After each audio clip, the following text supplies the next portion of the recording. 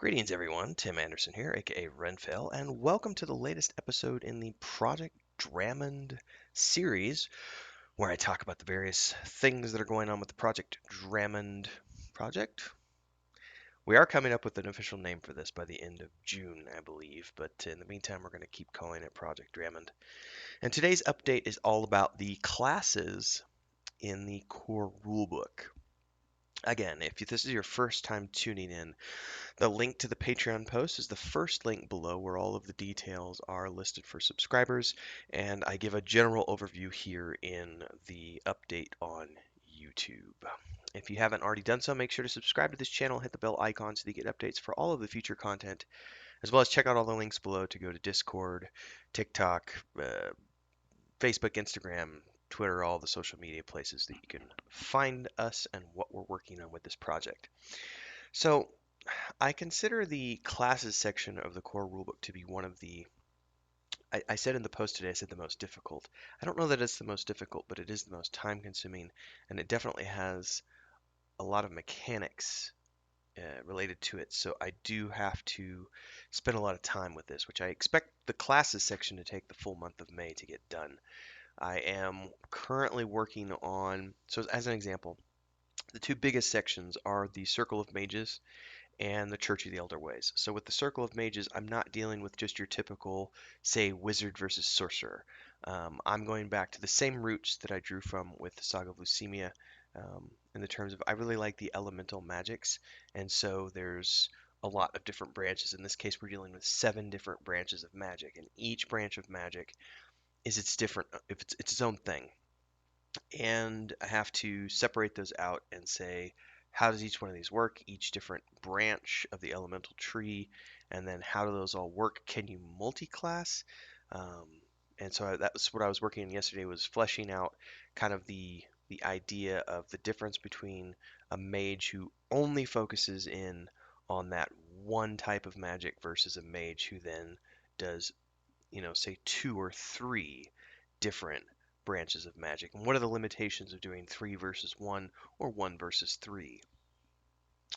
Then when it comes to the Church of the Elder Ways, we're dealing with the Paladins, Inquisitors, and Templars, and because in my game we're not dealing with divine sources of power, the magic system is a lot different because the Paladins and Inquisitors and Templars, I don't have clerics, but they're in there.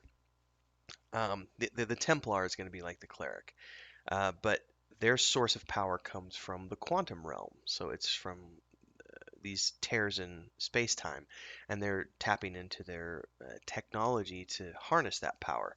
So I have to come up with the mechanics of how the spellcasting works for them, and what are the items that they need, and can they do anything without the items, and so on and so forth. So that's very interesting, and it's also very complex, and it's going to take a lot of time throughout the month of May to get all that working.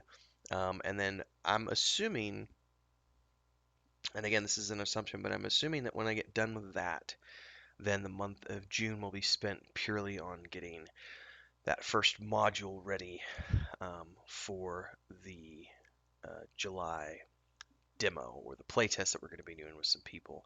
And I got to do maps as well because we're starting in the major city of Parthana, so I've got to actually go in and do some city maps. That's all going to be in June. But for the meantime, working on classes, full steam ahead. A lot of work to be done there. Some of the classes we have are similar to what have been seen in other games. So, like we've got the Bard, the Druid, the Ranger, a Fighter. Those are things that we've seen in other games, and there will be some similarities, but it's not quite the same. So, as an example, the Bard, which is actually described in today's, I actually have a description in today's post of the Bard. The Bard, it's going to depend on, are you a human Bard or are you a Fey Bard? Because the Fey can, all of the Fey can tap into elemental magic, but humans cannot. So in traditional settings, bards have magical abilities. They're like a blend of, say, a thief versus a bard, a thief and a mage and a fighter, kind of all kind of wrapped into one. And so I'm looking at, how do I deal with a human bard versus a fey bard? How do those abilities change? And that's been a lot of fun. And it's also going to require the players to do a little bit of role playing because how you play the bard is going to be dramatically different based on whether or not you're, say, a halfling bard versus a human bard or a half elf versus a dwarf. And I haven't decided yet if we're going to have racial restrictions on some of these classes. I don't think we will.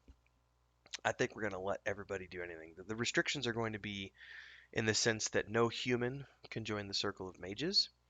So you can't be a human and be a mage because humans cannot wield elemental magic, and you cannot be a fae and be a part of the Church of the Elder Ways. So you can't be a half elf, paladin per se, or an elven paladin or a dwarven paladin or something of that nature.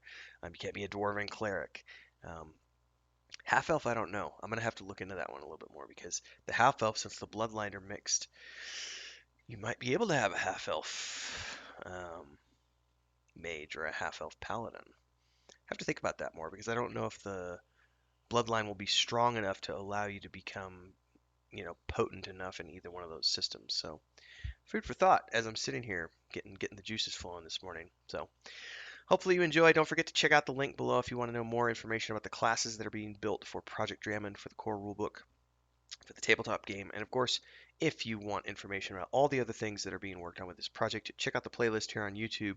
And of course, go over to the Patreon page where you'll find, I think we're up to like 30 posts now or something. There's a lot of information out there for people who want to dig in.